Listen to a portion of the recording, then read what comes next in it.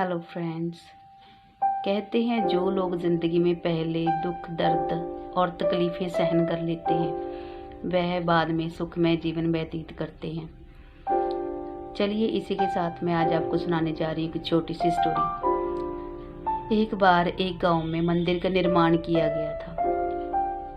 अब उस मंदिर के लिए मूर्ति चाहिए थी, तो गांव के कुछ लोग उसी गांव में रहने वाले मूर्तिकार के पास जाते हैं और उसे के भगवान की बहुत ही सुंदर सी मूर्ति बनाने के लिए कहते हैं।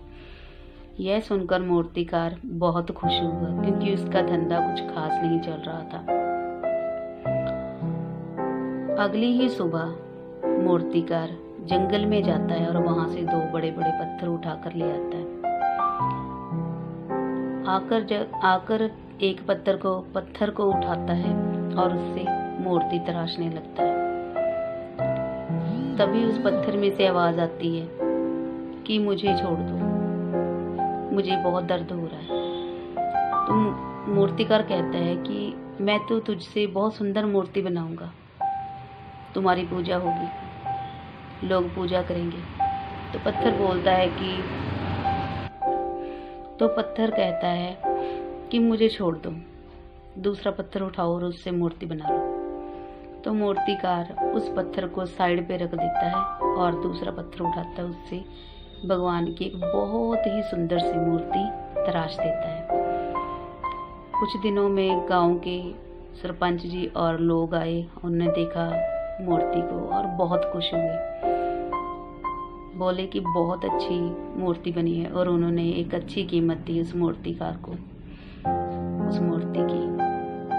जैसे ही वो मूर्ति को ले जाने लगे तो गांव के एक आदमी की नज़र उस पहले पत्थर पर पड़ती है जिससे पहले मूर्तिकार मूर्ति बनाने लगा था। तो उसने सरपंच जी को बोला कि सरपंच जी क्यों ना हम वो पत्थर भी उठा लें, मंदिर के बाहर उस पर वह नारियल फोड़ने के काम आएगा। तो सरपंच ने बोला ठीक है उठा लो। ऐसे ही वो उन्होंने पत्थर उठाया और साथ ले गए। मंदिर में बहुत ही धूमधाम से मूर्ति की स्थापना की गई और उस पर फूल मालाएं चढ़ाई गई, आरती की गई, पूजा की गई। जो पहला पत्थर था मंदिर के बाहर उसे लगा दिया, उस पर लोग नारियल तोड़ने लगे तो उसे बहुत दर्द होता था।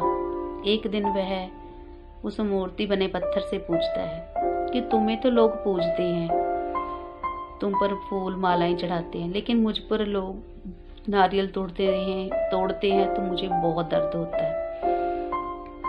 तो वह मूर्ति बना पत्थर बोलता है कि मैंने पहले दर्द सहन कर लिया था, इसलिए अब मैं सुखमय जीवन व्यतीत कर रहा हूँ, मुझे अब कोई तकलीफ नहीं है। अगर तुम पहले दुख दर्द सहन कर लेते, तकलीफें सहन कर लेते तो मेरी जगह तुम होते, ये तुम्हारी ही गलती है। तो उसको पत्थर को बहुत अफसोस हुआ इस बात का।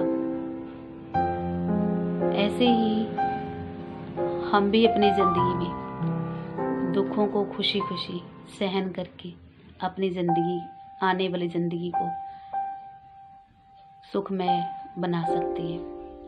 दुखों का सामना करके जिंदगी में खुशियां पा सकते हैं। याद रखिए, दुखों के बाद ही सुखों का आगमन होता है। इसी के साथ मैं HK पिंक आपसे विदा लेती हूँ।